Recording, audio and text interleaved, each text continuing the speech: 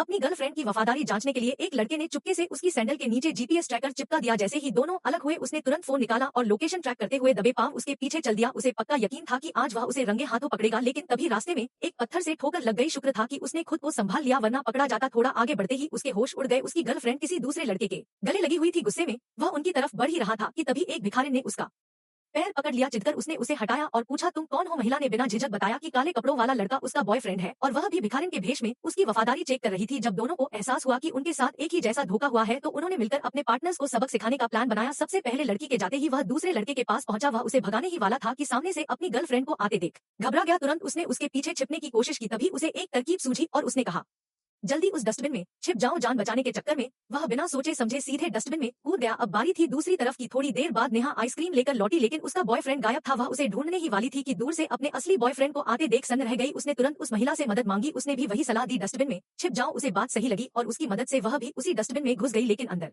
जाते ही उसके पैर तले जमीन खिसक गई, क्योंकि उसका प्रेमी पहले से ही वहां छिपा बैठा था। दोनों कुछ समझ पाते उससे पहले ही बाहर खड़े दोनों ने डस्टबिन का ढक्कन बंद करके ताला ठोक दिया। अंदर से दोनों गिड़गिड़ाते रहे पर किसी ने उनकी एक न सुनी। अपना बदला पूरा करके दोनों मुस्कुराते हुए वहां से निकल गए।